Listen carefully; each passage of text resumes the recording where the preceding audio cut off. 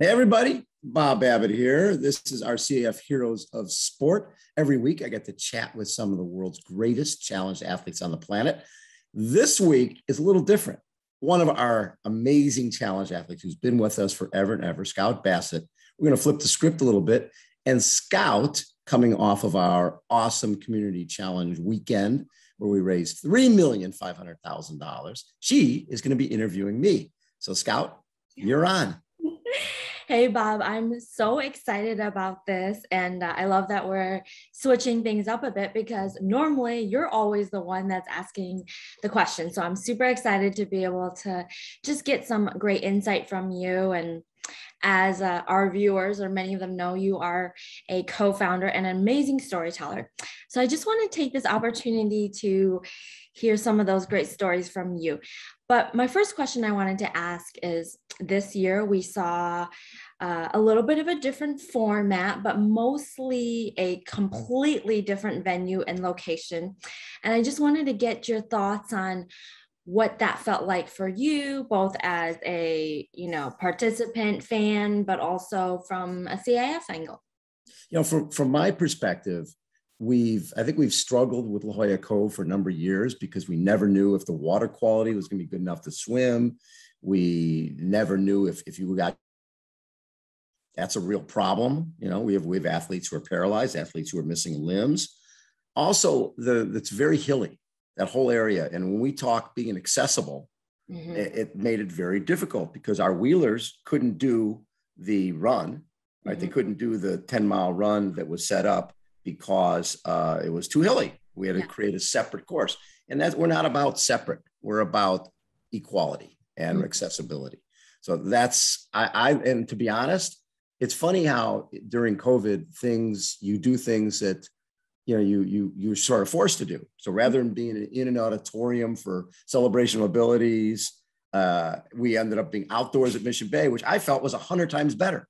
It was comfortable. It felt real family-like. It is a family reunion. And being out on the grass and being out there by the bay, and it allowed people to, rather than sitting in a seat in a theater, you can move around, you could talk to your friends, you had blankets. I don't know. I just thought every aspect of the weekend was better. And if you stayed at the Bahia Hotel or one of the other hotels there, you didn't need a car all weekend.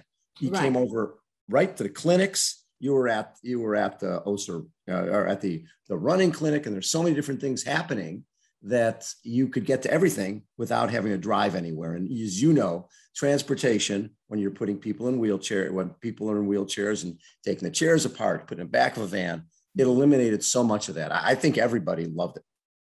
It's so interesting that you said that, because some of the great feedback that I got, you talk about inclusion and accessibility. And I was a little concerned because so much of the activity was on that grassy area, right? And I know sometimes that's not always ideal for people in wheelchairs, just because depending on how thick the grass is, if there's potholes or, holes and whatnot.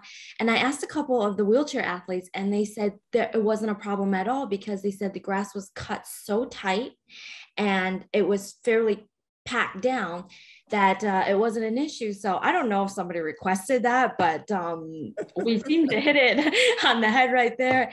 And, I really did get that feeling from the families that, a couple of the parents said, when you have young kids, for them to be like, sit down in a chair, to be quiet, to, in a theater style or an event that requires them to sit still, that's hard. So having it so open and flowy where, if a kid got restless, they could get up and it wasn't like making a scene. That was really great. So I thought that was some really interesting feedback. But I don't know, for you, it felt very like San Diego also to me. Great point. Outdoors like that, right? And you're right on the water, and just the lights that were strong, and the whole feeling really had that like San Diego vibe. And I think it was a great experience in that way. Okay, so another one of the questions I had for you is, there was so much going on this weekend. It really is an experience. The big triathlon and event is on Sunday, but we really celebrate this as a whole experience and a whole weekend. with the celebration of abilities dinner, the family event dinner on Thursday, to the clinic Saturday, and the big event on Sunday. I know it's a lot, but if you could pick out a few highlights from the weekend, if you could give, maybe 2 or 3 highlights from the weekend, what would they be? Well, number one of the ones was early. Actually, it was on Sunday when we were doing the first grant presentation to Emma Myers, right? And Donna Trauger, her husband Tom, was killed in a bike crash when a car plowed into these cyclists outside of Las Vegas. And you think about, she lost her husband, and what she thought about was, let's create something that will live on for Tom's memory. And they basically decided, we are going to raise money, and then we were going to help out athletes. And so this was, I think, like in 2020 when he was killed. So it's still so fresh. Mm-hmm. And having Emma on stage and Donna on stage, and it was so emotional because Donna was able to see that here's the fruits of their labor. Here's somebody, her husband died. We bought a bike for this young woman Emma's trying to make the paratriathlon, get to the Paralympics in 2024. And everybody was very emotional, but it was really cool. The other one, when we gave, I think it was Ryan Blackwelder, he's a kid from Idaho, he's 9 years old, and he had just done the 5K on his own. Mom and dad were like, you want us to go with? No. Yes. And then he got a Grid Freedom chair, which is one of the greatest inventions ever. And we gave out another one earlier in the day. But Rowan hops into the Grid Freedom chair and basically rides off the stage and just is gone. And I just love that, where you see, all right, you're giving this kid a Grid Freedom chair, and he's like, okay, it's called Grid Freedom, so I'm out of here. And he just goes down the ramp and he's gone. So that was special. There was so much cool stuff.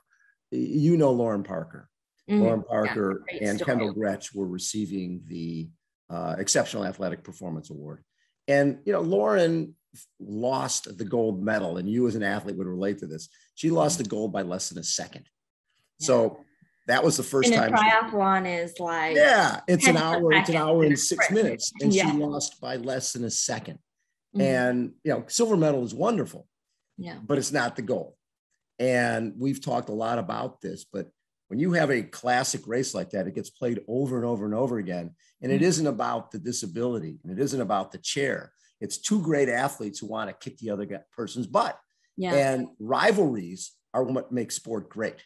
Right? Yeah. In my world, Mark Allen and Dave Scott, and Carlos Maleta and David Bailey, they hated each other. But the rivalry makes the disability disappear. And that's what I love. And I think because we celebrated that this weekend, I think Lauren said, listen, I lost to a woman who's a great athlete and was better than me on the day. I think it allowed her to come to grips with silver rather than gold, because their moment will live on and inspire others. And if y'all haven't seen that video, I encourage you to go and look at that finish of that race, because not only was the finish what was so compelling, right? The actual competition, but what I noticed was the noise of the crowd and how excited and interested and they got into it. They saw that finish. And if you just listen to that video and you watch it and you just hear how loud the crowd is going, I mean, they went crazy because they knew what was happening. And I thought it was such a great illustration, because I bring that point up because so much about Paralympics has sort of been this narrative that it's not as exciting or as interesting, or as, fans don't come and support it as much as, able-bodied sports. And I thought that video was great because it showed something totally different, right? And it's the idea that the Paralympics is interesting and exciting, and how great that one of the most exciting moments came from two women, right, of the Paralympics. Absolutely. Two women in a sport that was really, it's the second time the paratriathlon has been in the Paralympics. So it's really much a very brand new sport. And those two women put on a show that will inspire a lot of other people to, if they're wheelchair bound and they're like, wait a second, I could do that. Why not? And one of the things that I love most about you is you are such a great storyteller. And as I heard throughout the weekend, you really are sort of like the host of our events. And you told so many stories just now. I want to know, I'm amazed by just your memory of how you remember so many of these stories and these people. But where does that passion really come from for storytelling, for being so connected to the athletes? Like, I don't know whether they've been with CAF, this is their first time with CAF, or whether they've been with CAF, from the beginning. Everybody says they know Bob Babbitt and feel connected to you in some way. So where does that come from? It's kind of I think it comes from two things. One, from Competitor Magazine, which I owned for 25, 30 years. You're starting from scratch with a blank piece of paper when we're doing a photo shoot like the one with Bill Walton and Scout Bassett, right? I was going to ask you about that. Right behind me, you start thinking to yourself, what would make a great story? And what would make a great photo? What would be an image that people will remember? Mm-hmm. And that was one thing when we did that photo shoot with Tim Mantuani. It was Scout is 4'8", Bill Walton is 6'11", and we had you holding Bill's shoe. And that's a great story, right? It's there, but as it says on the building and on the wall of the building, it's not how big you are, it's how big you play. And I think there's a message there. So I always like to look at years ago, when I first started writing, a gentleman by the name of Mike Plant taught me something that I will never forget. He said, listen, you can tell a story about a race and tell every detail. You can tell every detail, every split, every top pro, but what people will remember is that one story. In everything you see, look for one great story and tell it in depth, tell it completely. And then people will remember it, because they're not going to remember this guy went this time, this person went that time. Right. That's immaterial. It's what is the story within the story. Yeah. And that's what I've always loved. And that's what makes, and that's why I gravitated with Competitor. And this is long before CAF. I gravitated to the stories of athletes like a wheelchair racer named Jim Kanab, who was an Olympic trials pole vaulter who was paralyzed and went on to, win Boston 5 times. There was something about him, about his makeup and what he represented that spoke to me. And I saw that in so many of our athletes. Right. And that is the key to storytelling, right? It's not only something you remember, but it's the emotions, it's the feelings that somebody gives you by telling their story.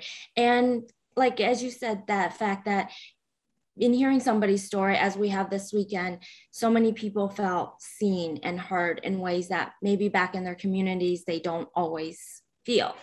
So speaking of stories, one of the things that you said yesterday that really stood out to me, you said, one of the things I love most about this event is that we get to see these kids grow up. And you get to see a journey, a growth. What is a story of perhaps a kid that we've seen sort of grow up in front of our eyes at this weekend? You were like, wow, you have taken some leaps and bounds. To be honest, I look at little Haven. And I look at Haven because she came to us, I think she was 8 years old or so when she first came out to STTC. And actually that whole group, Haven, Breezy, so many of those teenage girls, they're the late 11, 12 years old, and they've created this bond. What hit me with Haven, obviously her backstory is amazing, but I saw her in Charlotte at the Paralympic trials, her first Paralympic trials, right?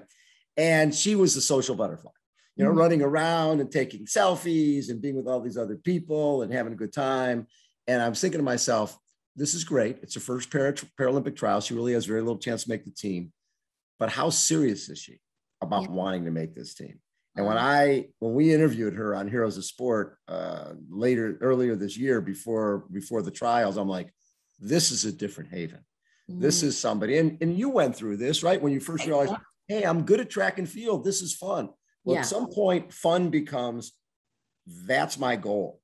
Rio is my goal, and I'm going to do whatever it takes. And now I'm like making decisions. Am I going out with my friends, or am I getting in early, getting my rest, making sure I got the right stuff in my refrigerator, being a professional, and seeing Haven go from the social butterfly to the killer, right? To that killer with a goal and a dream and a hope, and I'm going to make this happen, and then see it happen.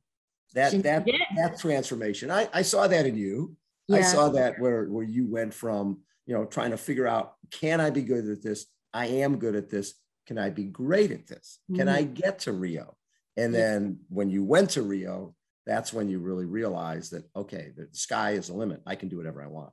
Yeah. And it's cool that we have really helped so many athletes to see not only that possibility, but also really supporting them on that journey, right? From literally just an idea of something to becoming elite. Not that that's what everybody has to strive for, but certainly in her case, it's been so great to see that she's just bloomed, into this amazing athlete.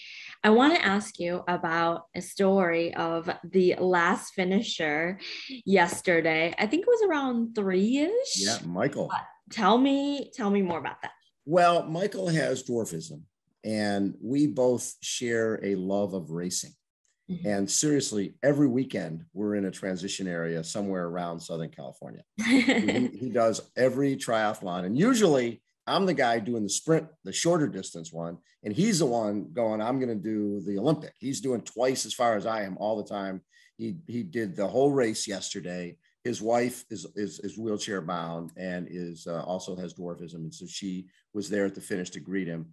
But what's great about Michael is, he wants to do a half Ironman and then he wants to do a full, and there's no limitations for him. And you think about how many pedal strokes, how many footsteps when you have dwarfism, but nothing slows him down, and he's always just at every single race, and he's definitely one of my favorite. And he comes over and volunteers. He's a huge part of our CAF family. That's amazing. And he was our last finisher yesterday. And amazing that that he did that. And I've seen you literally on your Instagram. It's so funny. It's like, oh, Bob's at another race this weekend, another medal. Medal Monday. Where do you put them? Do you have a place, or? What's so funny is I've got these baskets in my little weight room, and I'll keep, like, in 2019, I think I did 36 races, right? So I had 36 different medals, all of them in these baskets from that year. And then usually at the end of the year, my wife Heidi, will go out and we'll take a photo with all the medals. Because it's so cool. It's like, wait a second, I was at 36 different events. I got to meet all these fun people. Because to me, what's great about the events is the social part, right? We have a whole group in we call our 65 to death category. All of us losers who we race every weekend, and we get there at 5 a.m. and we take a photo every time. And it's always us standing there going, why do we do this? Because we can, right? A lot of other people aren't doing it. By 9 a.m, I can be in a beer garden. There's nothing better than that. Well, most people aren't even up yet. So, and I have met so many athletes who didn't know about CAF, who were challenged athletes, who were participating in these events, and ended up, becoming part of our family. So it's very cool. That's amazing. And you just mentioned about Medal Monday. Who did you feature today on your Medal Monday? Our little guy. I think he lost his leg when he was 11 months, and I think he's 15 months now.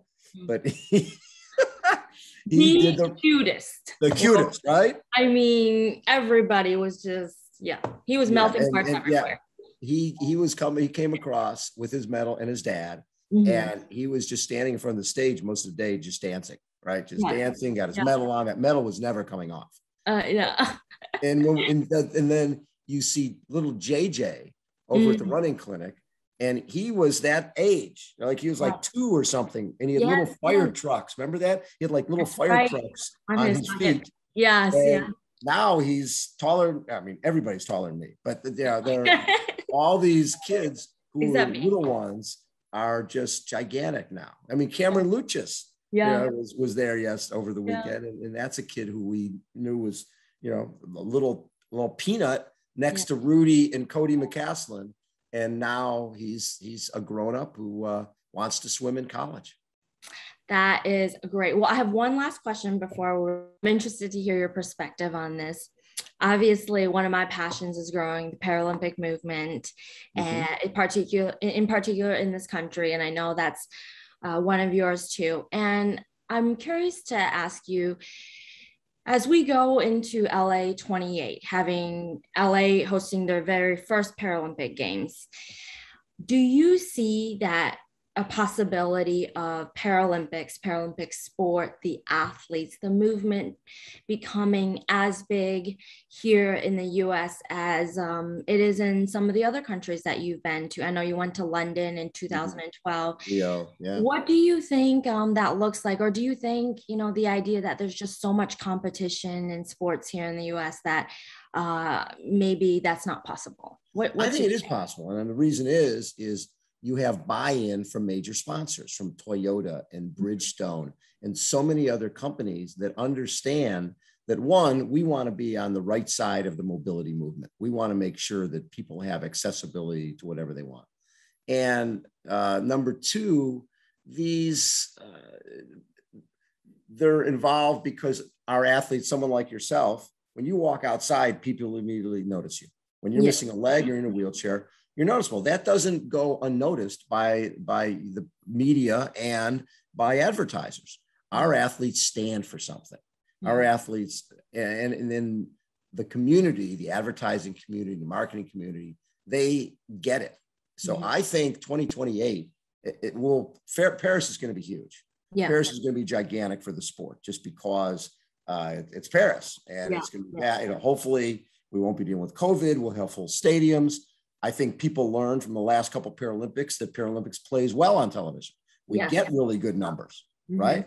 And we learned that in 2012 in London when Channel 4 was planning in London, when they were planning to do minimal coverage of the Paralympics. And day one, they doubled their normal Saturday ratings. And they're like, oh, we're all in. And then from then on, they have been the leader in covering Paralympics. But there's no reason, and you were working with NBC this year. They committed way more time and resources to Paralympics than ever before. And they wouldn't be doing that if they weren't all in on both Paris and then LA in 2028. I think it's going to be huge. I think that it's going to take all of our sports to a whole new level. And especially, I'm hoping adaptive surfing gets in for 2028, because I think the host country gets to sort of choose a sport and what is more synonymous with LA than surfing. So or California. And that's that's a wheelhouse for CAF as well. Yeah. Well, I'm in agreement with you. Obviously, that is helped by the fact that, they committed so many more hours of coverage to the game. But I'm so proud that you're going to be part of this, and that the Challenge Athletes Foundation is making it possible for so many of these athletes. And maybe I'm a little biased, but I also feel like we are really the leaders in this space of supporting athletes with disabilities. So I'm excited for what LA 28 is going to mean for CAF too. Well, let me jump in really quick. The other thing that I think is really big is think about the stars that have come out of the Paralympic movement now. Hunter Woodhall, yourself, Rudy Garcia-Tolson. People know those names and know those personalities. Steve Serio. So that's another thing that's going to make the games even bigger in 2028, is because these have become household people. People know who they are. And because they're following them, they're going to follow the people who are behind them, who are coming up the ranks. And by then, you've got your Haven Shepherd and some of these other athletes who will be big stars on their own. So I see that the runway to sort of create these stars, right? Leading up to that. Exactly. Yep. All right. Well, thank you so much for being with us. We love you. We appreciate you. And you really are a legend. Thank you, Scout. I'll close the show again. Heroes of Sport. We flipped the script a little bit, and I got to answer questions from the great Scout Bassett. Thank you, Scout, for chatting with me and for interviewing me. I always like it when people interview me. I don't have to prepare anything. I just can talk story.